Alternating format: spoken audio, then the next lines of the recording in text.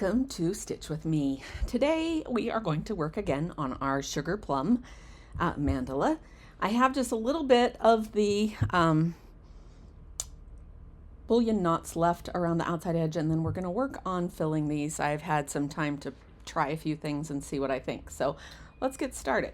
Okay, you will notice that I'm using my 10, not my 5. That's because I couldn't find my 5 this morning. I'm going to mark where I want the centers of these to be. I want the center to be about right there. And then I want one over here.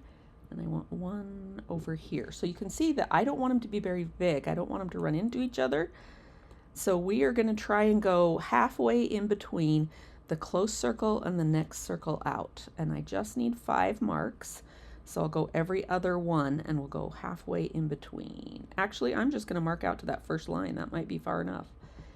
There's one, every other one. There's one, there's one, there's one, and there's one. Okay. Yeah, that will definitely be far enough. Also, I think I went too far on that one because it looks way out there. Let's try him again.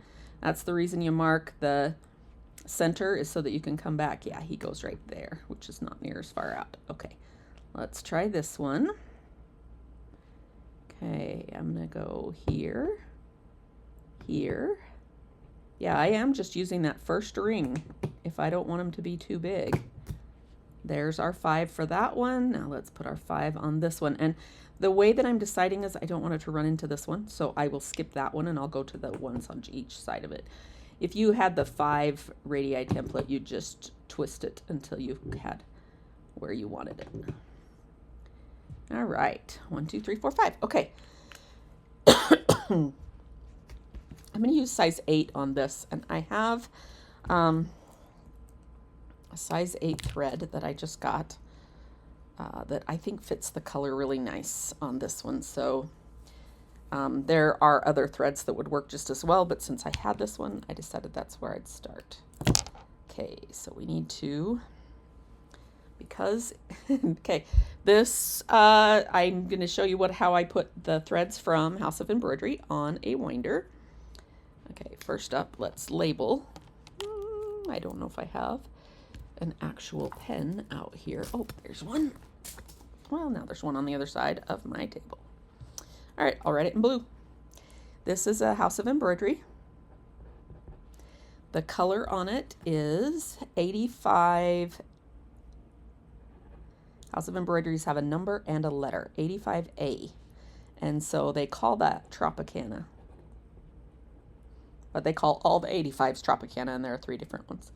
And the size is a number 8. Okay. Not the best use of my blue pen, but it'll work. Now, how do you get it on here without tying knots in this loop? If it is a small loop, I generally put my wrist through it. If it's a bigger loop like this, I tend to put it over my head. So, yeah, like this around my neck, because I won't strangle myself. And then I can just play with it to take it undone. If that loop is big enough to go around a chair or anything that will keep it from, so that it has to unwind, okay, then if you will put your fingers, thumb, finger, and my hand is not wide enough to do the middle finger, so I use my 4th finger, and then those are the ones that you go in front of, and you can actually wind them on the winder really quickly. Good thing I've had a shower so I don't get my sweaty neck on this all the way around. I used to try and slip this into the spot, but they don't stay. So just make sure that you've written on your winder what it is.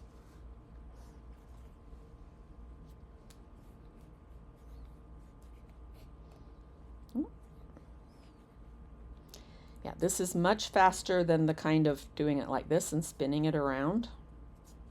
That takes way too long.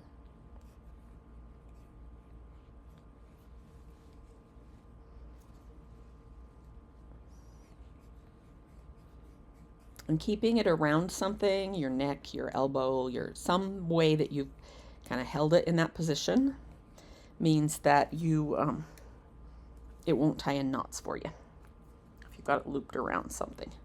I prefer when it will just spin like around my neck as I unroll it, but that is not always the case. So same thing with my wrist. I prefer when I've got one of the smaller ones that I could just spin it like this or around my wrist. But again, that doesn't always happen, but you can unwind it this way, and you won't, if it were just sitting in a pile on the table, it wouldn't unwind as well. It'll tend to knot up. And one of these skeins all knotted up is terrible to try and deal with.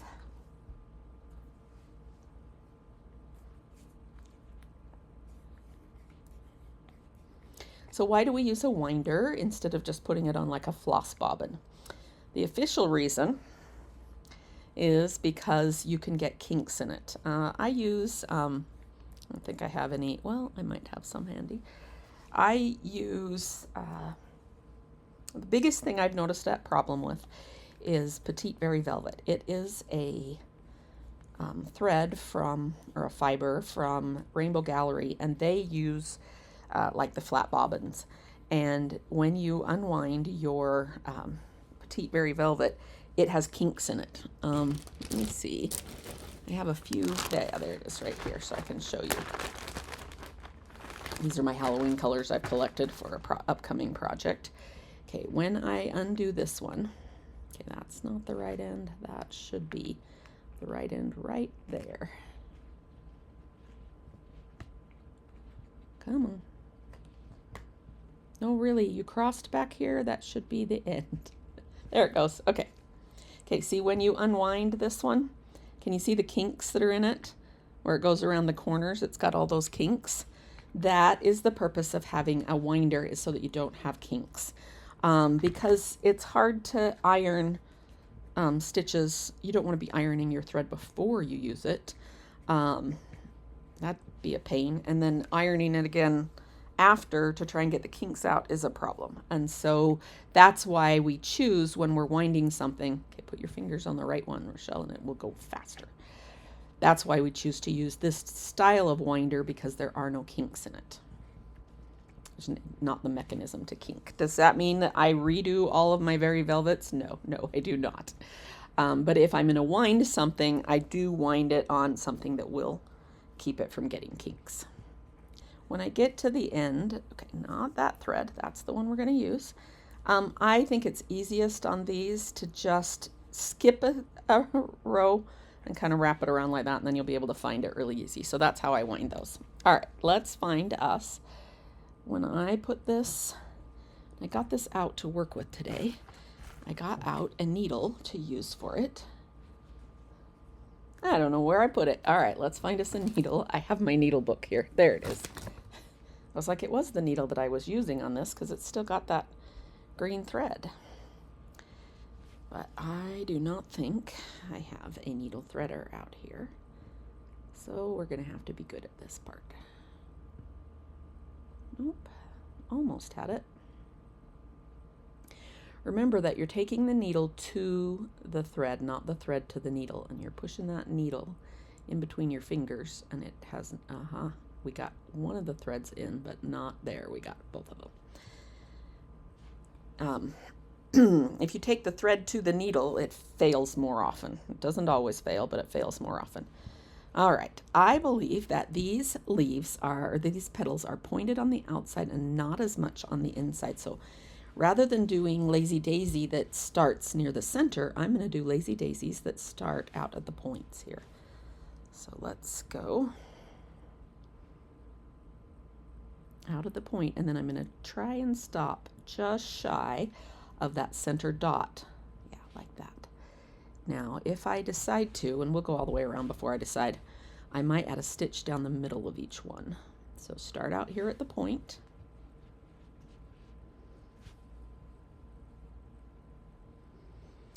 Do a lazy daisy back to the center, but stop shy of the center so that we'll have room to put a gold little, probably French knot in there.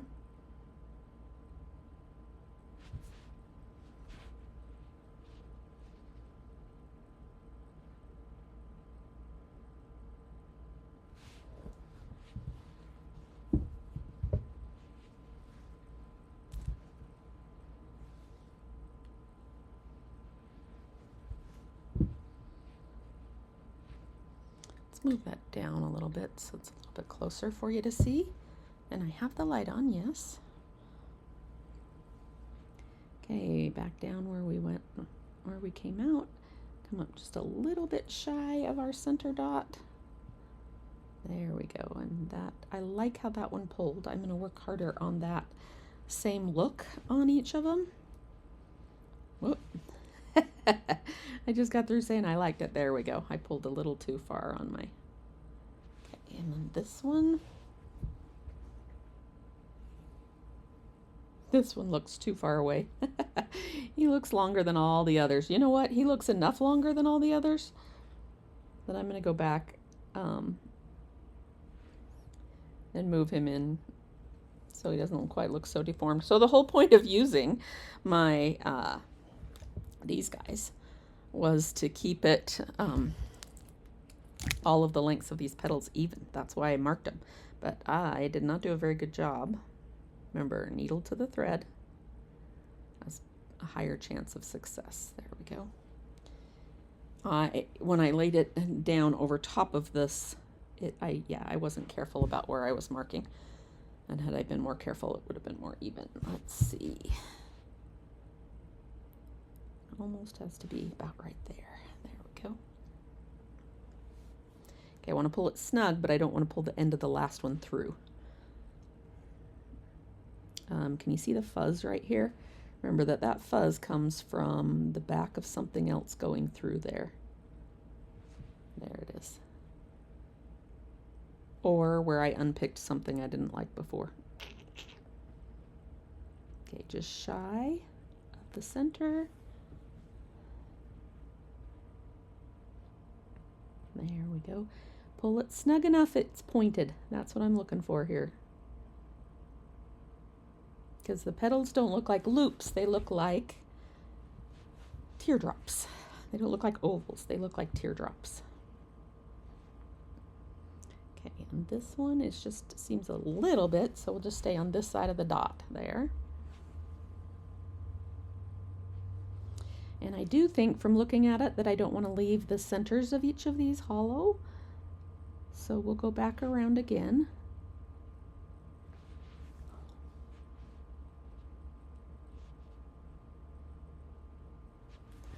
And just do a straight stitch in each one of them.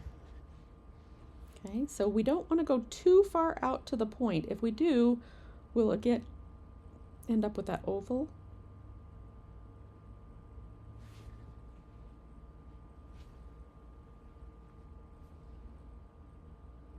And you see how I'm kind of coming at it at an angle so that it will end up underneath my little tacking stitch and fill that space. That's perfect. Okay, out here, not quite to the same point.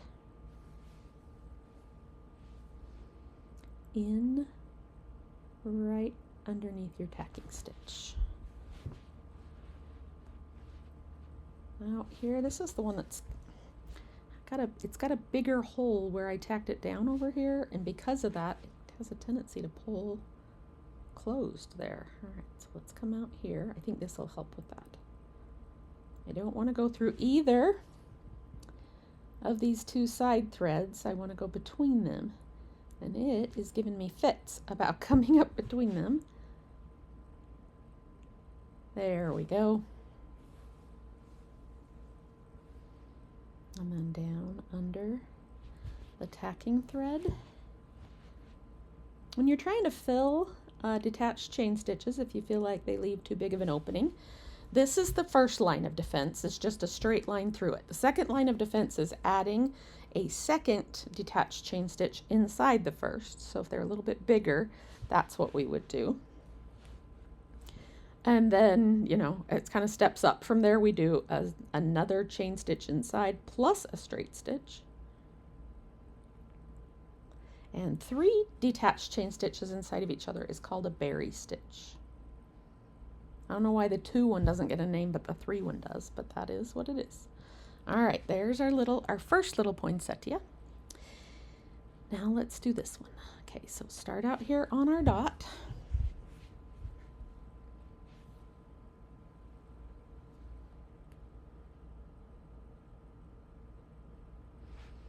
just shy of the center spot so that by the time I add my tacking stitch, I still have a smidgen of space to put the French knot in the center.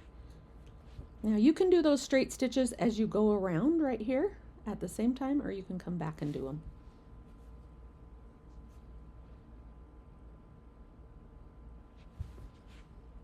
Now that I know I want them, I'm going to do them the same time as I go around.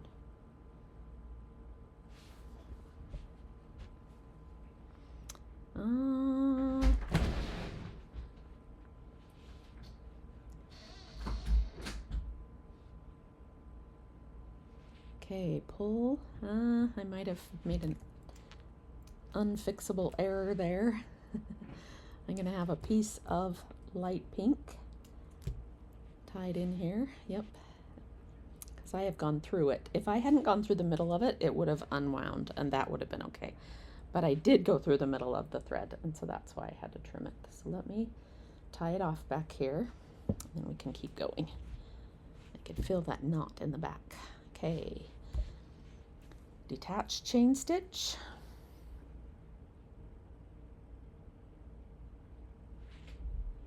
Comes out just shy of the center.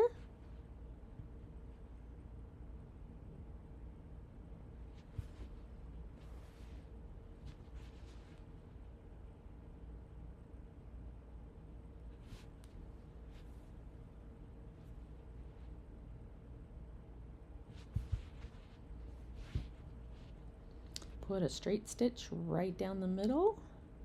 Okay, we got to pay attention. Is this the next one or is this the next one? And I think from looking at the third one that this is definitely the next one.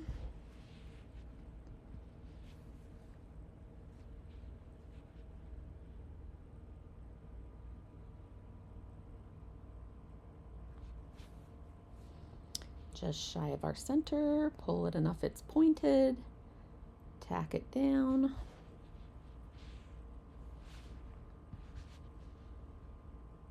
And do one more on the inside.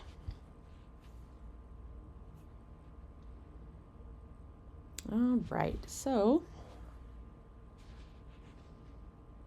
let's pick something to talk about while I work on these, now that we've done enough for you to get the hang of it. Oh, they really do look like little poinsettias. I love it. Okay, so one of the things that's been a topic of discussion around here lately, we finally, that's what it feels like for a lot of people, got a Target. So the subject came up with if you've been to the new Target or if you would go to the new Target. Now, I'm not super, because we've never had one before, I'm not super familiar with how they do things or what they do. Because before we had about an hour drive to get to a Target. But we were talking about, my daughter's brought up the fact that the Walmart app, I've used the how to find things on the Walmart app before when I've been there. I'm like, what aisle is this on? And it'll tell you, and it gives you the aisle. But if I'm looking for, I was specifically looking for a certain kind of craft paint. I think it was a chalk paint I was looking for. And I was in a hurry and there were a million things in that aisle. And I hunted and finally, after looking on both aisles on both sides, like to each side, thinking that maybe their system was inaccurate, I finally found it. But they've made an update in the app now so that if you there's a button you can push when you're looking at it in your app. Come on, why will you not go out there, right there where I want you to? There's a button you can push that will make the tag on the shelf flash. So like if you get to the right area and you push the tag flash one, the little tag will have a little blue light that goes blink, blink, blink, blink, blink, so you can find it. And I'm like, oh my goodness, that would be way easier. I don't know that I need it a lot, but sometimes you're like in the baking aisle and you've got something smallish that you're finding and you're like, is it up high? Is it down low? I loved the idea of the blinking app. And anyway, when I said something about it, I was like, well, that assumes that I actually go to the store, because 9 times out of 10, or maybe 19 out of 20, I don't go to the store. I have them do the shopping for me and deliver it. I don't love that for produce. I generally do my own produce shopping. And I don't love that for meat. I generally do my own meat shopping, but other things, I'm more than happy. They can pick out the thing off the shelf just as well as I can. So the question was, does Target do the same thing? How do you like your Target shoppers? Is it somebody who works at Target? Because that was part of the conversation we were having. Is she said, I think that one of the local grocery stores that also has shoppers, she said they need to get rid of their Instacart shoppers. When they first had shoppers, it was store employees. So they knew where to find things. They knew if they had them. And one of the local stores, until we have lots of grocery stores, one of them would actually text you and say, would you like this roast or this roast? These are the two that are in the size that you requested. You know, which one looks best to you? Like, they did a lot of wonderful communicating from that store. That store wasn't close to me and didn't deliver, so I had never used that one. But anyway, do you like Target's shopping, or do you like to do your own? Are there other stores where you do your own or have someone do the shopping for you? I have a Walmart, I don't know what it's called. I have the membership or the whatever. So if they don't have something in stock, they'll ship it to me for free. I don't know how they're coming out ahead on this. That membership does not cost that much per year. And things like I bought two cases of grape soda a couple weeks ago because I like lime rickies. And so think about how much it costs to ship a case of grape soda, okay? They're not lightweight. And again, with my thing, there's no shipping on it, so I don't ever have to worry about shipping. Because they didn't have it locally, it had to come in. The funny thing was, I waited and waited and waited on that. I felt like it took forever. Because most of the time with a Walmart thing, it'll be here next day or maybe a couple days. This one got delayed and had to wait. And when it came, I didn't even realize what it was. I got it out of my mailbox and I was like, what did I get? It had someone's name on it. I don't even remember my name, but then it had a shipper name on it. And I was like, I don't even know what that is. And so I had to search through. Oh my goodness, I've made a mess of it again. Okay. I had to search through. We'll leave a long enough piece on to tie the knot, and then we'll go from there. I had to search through my email to see if I could find that name, and that's when I went, oh, wait a minute. Because when I opened the package, I opened it in my car, there was nothing in it. And it was folded. It was a plastic bag, and it was folded such that I wasn't sure that you couldn't wiggle your fingers and get inside of it, that it wasn't really sealed off that well. And I was like, that's weird. That's part of why I was like, what did I order that somebody has taken out of the bag? Nope. Apparently, they decided to just ship an empty bag instead of 2 cases of grape soda. I called Walmart, and of course they refunded my money immediately. But yeah, who does like Fulfilled by Walmart and then just sends an empty plastic bag? I don't know. So, all right, that section, oh my goodness, look at the mess we have here. Okay, let's pull where we can and clip where we can. Okay, that's the good one. We'll put a knot in that. That's the one that needs a knot in the end of it. These guys are my strays.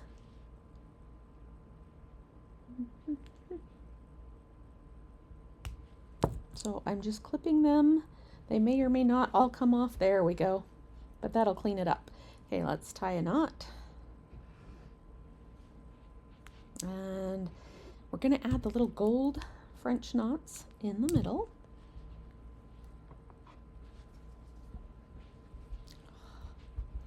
Watch me do one that I didn't have finished. I gotta grab some gold thread, just a minute.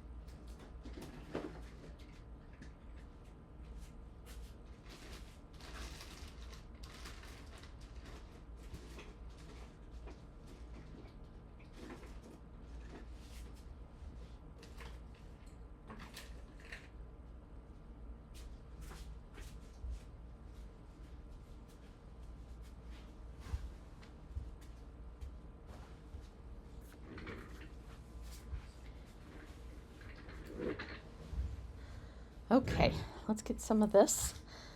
Not a super long one. And we're going to want a bullion knot needle for this. And we need a smaller of the bullion knot needles. Let's open up to my bullion knot needle page and pull out one of the smaller ones. We're going to end up hunting for a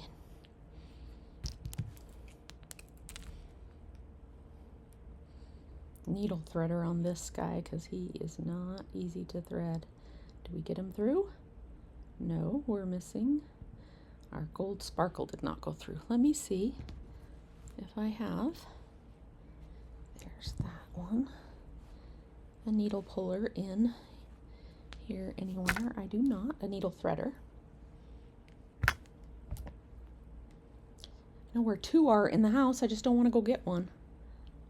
All right, let's try again, but we're going to try putting a folded section of it through. I don't know if we can do that. Yeah, we're still not getting the whole thing through. All right, let me grab a needle threader and I'll edit out that whole part.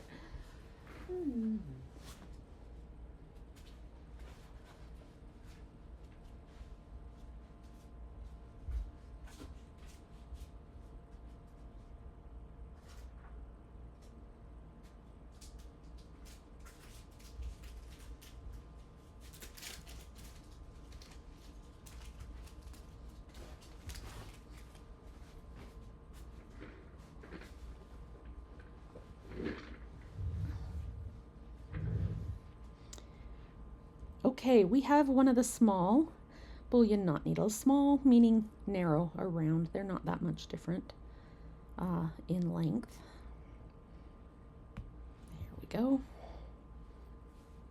This end is also fraying.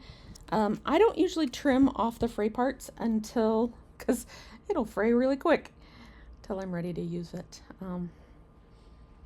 Okay, now we're ready for tiny little French knots on the insides of those. So let's go to the center each time, and by French knot I mean or colonial knot.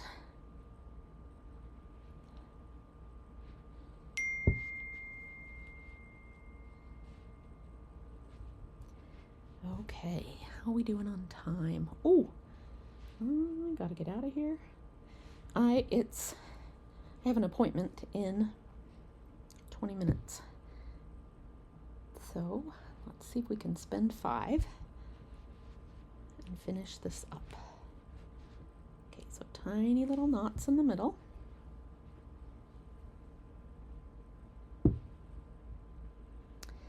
And now what I want, okay, pull that snug and let's tie it off. Then I'm going to fill the rest of the space with, I think I want it to be like snow falling. So I'm going to use that same needle and I'm going to put some size 8 white on. You could use size 5 and just do single wraps. I'm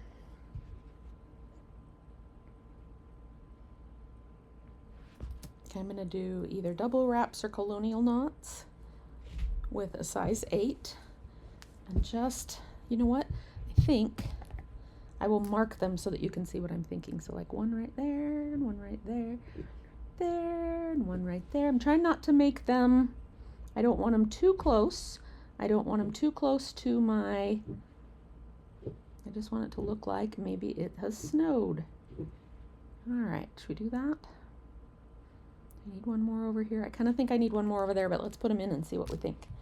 All right. Let's start over here. Now, will I mark them all? No, I will not. But if I mark them, then you can kind of see what I'm thinking. So I try to do that to show you.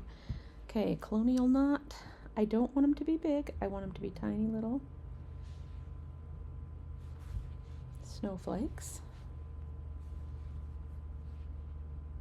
They should, yeah, barely show, whoops. I think we pulled it out. They should barely show up because the white on the lime green is not as, just not as noticeable. There's not as high of contrast, but which is good because I want them to kind of fade into the background there.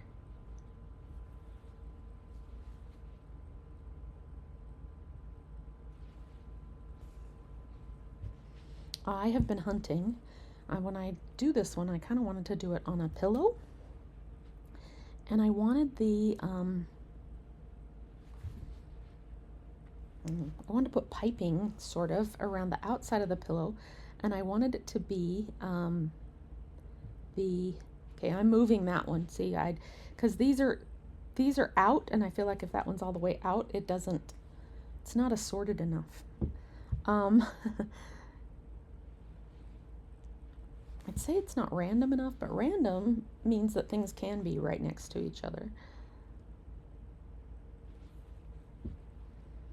Okay, what was I saying? Oh, so I've been trying to find, what I want is a piping border that looks like this, because I think that would be excellent around the outside of the pillow.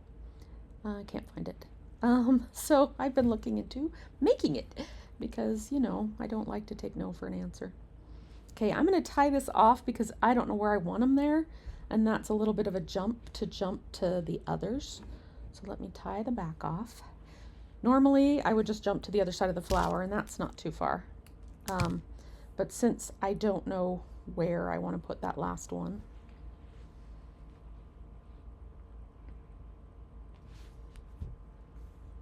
now see, if I was trying to fill it, I could add one more up at the top in that little gap, but I don't think I want it that full. I just want a few little snowflakes in here. Oops.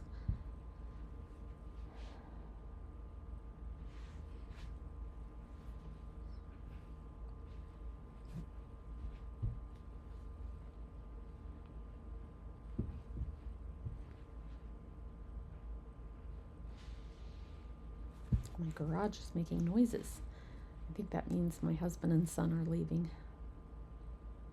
Okay, I think I'll do this guy down here.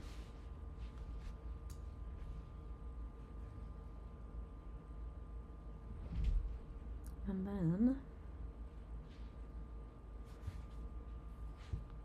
I think I want 2 to fill this space, maybe 3. One of them will be over here close. Or if I shift him just a little bit that way, there we go. That's what I'll do. Oh, do not need the excess gold to poke through there.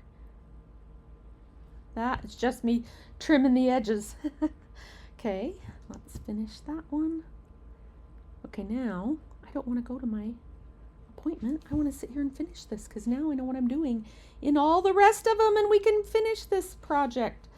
Okay, I'm making sure that where I put that doesn't make a straight line between any 3 of them, and that spot is complicated to do that. That helps with randomness. If 3 dots are in a row, it doesn't feel as random. They need to have a little bit of a bulge to them. And then one more out here. And I don't want those 3 to be in a row, so maybe I'll move him just a little bit further out. There we go.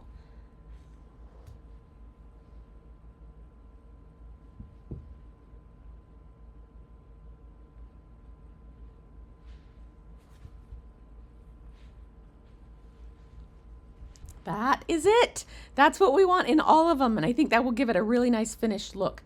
It's obvious right now that I still need to do one more bullion knot in that one, but the rest of them are ready, and I can finish those bullion knots, and then we will let it sit there for a couple days while we decide if we want to, if we're going to call it good there, or if we're going to go ahead and add more layers on the outside. I'd have to really think hard about what to put out here that I would feel like adds to it, not take away from it. So yeah, there we go. Thank you so much for joining me today. I hope that you have fun doing the Sugarplum mandala, Sugarplum Swirl mandala, and I will see you next time.